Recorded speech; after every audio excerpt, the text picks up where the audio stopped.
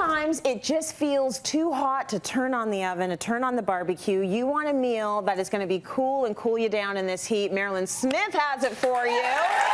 She's thought about this, right? Yes. You saw my Instagram post. There's an actual title for this segment that I'm not saying on daytime television. No. I'm going to tell you right now to go to her Instagram account at Mairlyn Smith so you can find out what the title of this really is. We're calling it Too Hot to Cook. Yes. We're keeping it clean and G-rated is what we're doing. Because I'm not. Anyway, you're not. No, when it's too hot to cook, what do you do, Mair? Okay, so my idea is that I always keep a can of beans, either black beans or chickpeas or something cold in the refrigerator to start a salad. Okay, so I put the whole can in just as it is. I don't open it, obviously, because that would be stupid. But anyway, so just leave it in there like that, and then when it's too hot to cook, you start. You actually use that as your protein. Oh, I love that. That's our, and I eat a lot of plant-based stuff. I mean, I'm not going to say I'm a vegetarian because I do eat meat and chicken and fish. I'm not one of those vegetarians, but I do eat a lot of plant-based food. So that's the beginnings, okay? Okay. So we're going to start. I want to talk about corn because it's corn season right now, and people, I'm shocked, are buying the wrong corn, or they're cooking. What's the wrong corn? Well, the corn is, when you go buy corn, you need to look to see that this is soft and silky. Okay. So that's an indication that it's good. And I see people in stores ripping these open. No, just look to see if this is all dried out, the corn is old. Okay. Okay, now, before we start, I want you to taste two different kinds of corn. Okay. So have a little taste of this one. Do a blind taste test. Well, you know what? It's going to taste different. So taste that one. Okay. Okay, now taste this one. Okay, and tell me what you taste that's different. This one's sweeter. That's right. Ding, ding, ding. Okay, because you passed the test. I was going, oh, anyway.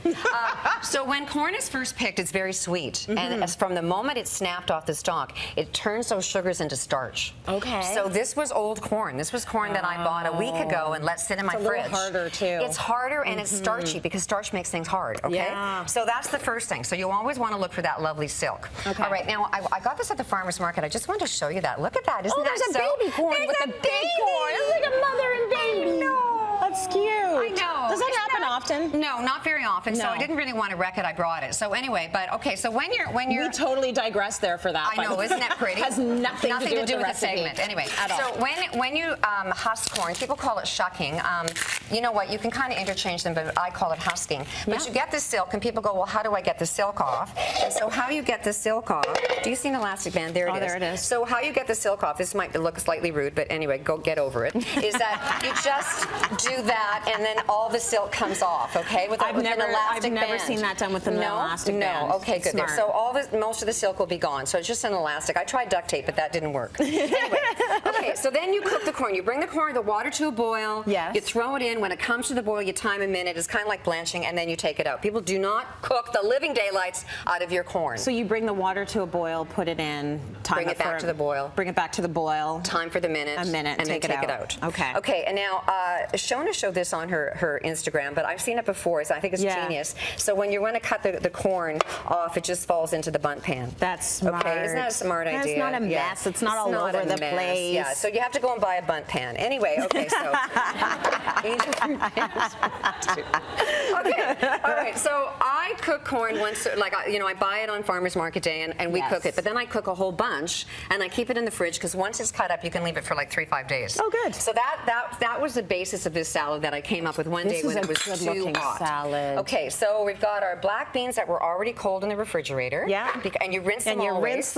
Rinse them and drain them. Okay. And then we're going to add the corn, so you can throw that in. And then this is all seasonal stuff. And then we're going to put in an orange pepper. Nice. And then these tomatoes are called angel sweet. They're like a little grape tomato, but they're super sweet, hence the name. And makes sense. And red onion. Always. And then a lot of garlic. Now, okay, let's talk about garlic, because size matters. Okay. Now, those are huge.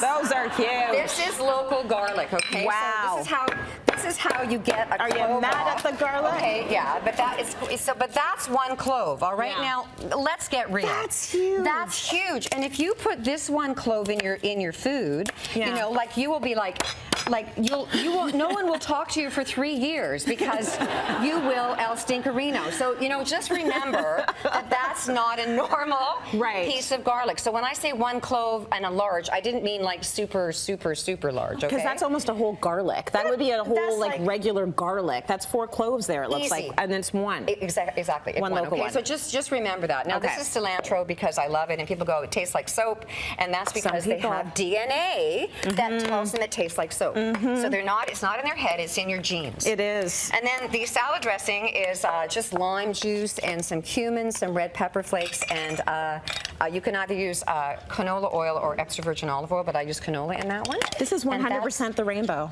Isn't it beautiful? It is 100% eating the rainbow. It is nice and cool. You aren't sweaty in the kitchen or outside in the backyard. No. It's yum. And everyone loves you. And everyone loves you. Okay, I got one more. Do we have time for this one? Yeah. Okay, I cook a big pot of barley or rice once a week in the morning, so it's not too hot, and I use this as a salad ingredient. So I've got the cooked barley in there. And that's your fiber? That's my fiber and my complex carbohydrate. Blueberries are in season. Always look for the silver bloom on them. Okay. If it doesn't have the silver bloom, they're old. Oh, okay. So you're looking for the dark blue ones, you're looking for the old ones. Blueberries, feta, cucumber, that's greenhouse from Canada's got amazing greenhouse.